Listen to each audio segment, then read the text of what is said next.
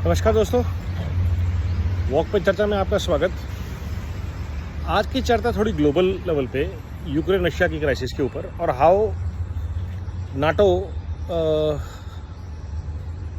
Misused Ukraine's problem, Russia problem, exploited it actually to destroy Europe, to destroy Ukraine, and that is what NATO has been doing for almost 3 to 4 decades, rather since its existence.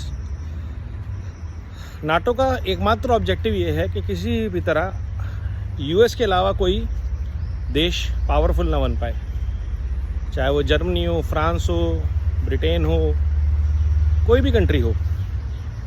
They don't want any, Spain और Italy वगैरह की तो बात ही नहीं है।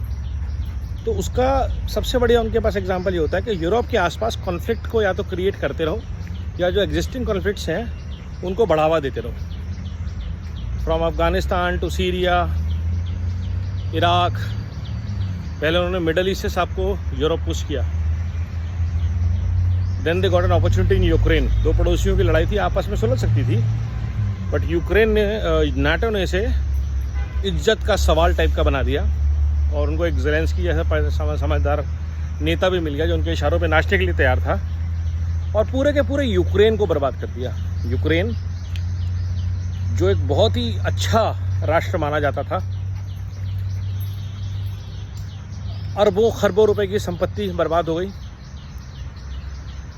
खेत खलिहान बर्बाद हो गए, लोग बर्बाद हो गए, एजुकेशन सिस्टम बर्बाद हो गया, हेल्थ केयर सिस्टम बर्बाद हो गया।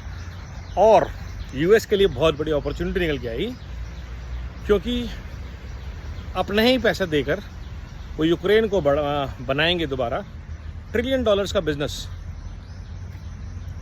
इंफ्रास्ट्रक्चर बनेगा, सारी मार्केट्स बनेंगी। जब भी ये क्राइसिस ख़त्म होगा और बीच में साथ साथ भी चलता रहेगा, तो वो जो आपको हेल्प दी जाएगी यूक्रेन को कि हम आपके साथ खड़े, $1 ट्रिलियन की एड आएगी। एड मतलब लोन। और यूक्रेन को अमेरिका की कंपनीज ही बनाएंगी। चाइना और रशिया को हेल्प नहीं लेगा यूक्रेन, बिकॉज वो नाटो का अलाई है। और ये एक सबसे बड़ी प्रॉब्लम है।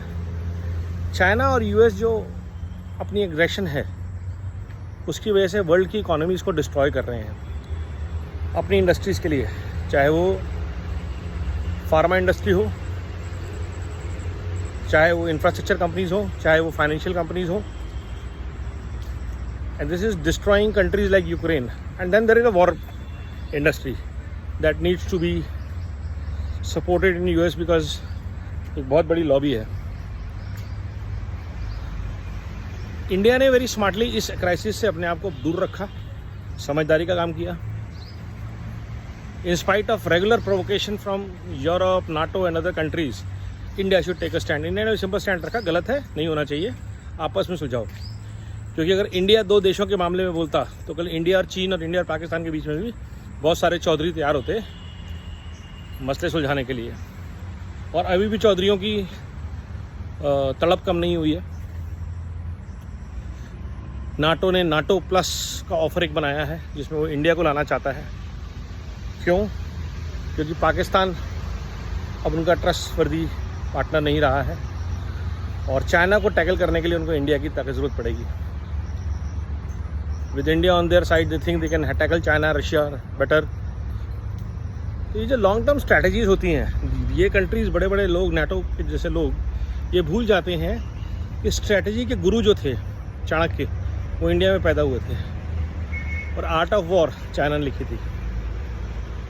So they can't beat them, these India and China, in strategy. They can do a marketing, they can do a John Rambo, they can do a McDonald's to people or a Coca-Cola to people to open happiness. But as far as real strength on ground is concerned, X-16 की strength कितनी है वो हम सब जानते हैं। US army Afghanistan छोड़ चुकी है। यूएस आर्मी ने जहाँ भी ग्राउंड पे आई है मार खा के गई है। They have not been successful in any other country. आप का सबसे बड़ा एग्जांपल आपके पास म्यांमार है, जहाँ पे यूएस ने इंटरवेंशन रखा। वियतनाम है बहुत बड़ा एग्जांपल, जहाँ पे यूएस ने मुंह की खाई। रशिया का कुछ भी बाल बांका नहीं कर पाए। पूरे यूरोप की ताकत लगाने के बाद, टैंक देने के बाद, पैसा पानी की तरह बहाने के बाद, क्योंकि उनकी अपनी स्ट्रैटेजी, अपना गेम प्लान है। युद्ध तब बराबर का होता है जब दोनों एक रूल को माने। यहाँ कोई किसी रूल को नहीं मानता, हर अपने गेम को खेलता है। और इंडिया ने अपना गेम खेला है।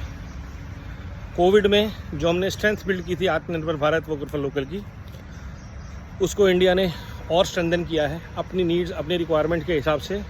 जिससे ज़रूरत पड़ती है वो चीज़ लेते हैं हम। डिमांड्स में नहीं झुकते, क्योंकि हम इंडिया वर्ल्ड का सबसे बड़ा कंज्यूमर मार्केट है आज की डेट में। डेमोक्रेसी है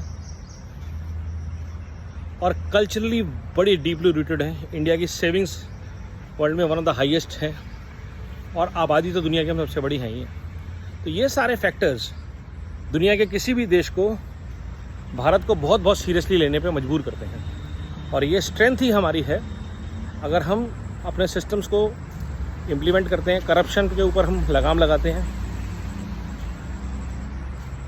बेस्ट प्रैक्टिसेस बिल्ड करते हैं, क्वालिटी बिल्ड करते हैं और अपनी कल्चरल स्ट्रेंथ पे रहते हैं, अपनी रूट्स पे रहते हैं। बिल्ड बैक बेटर भारत इसीलिए वर्ल्ड के लिए बहुत ज़रूरी है, ताकि जब भी किसी और दुनिया के हिस्से में, जो कि होते रहेंगे, ताइवान, चाइना नेक्स्ट है, कोई क्राइसिस हो तो भारत दुनिया का लाइट हाउस हो। बहुत बहुत धन्यवाद। वंदे मातरम। जय हिंद।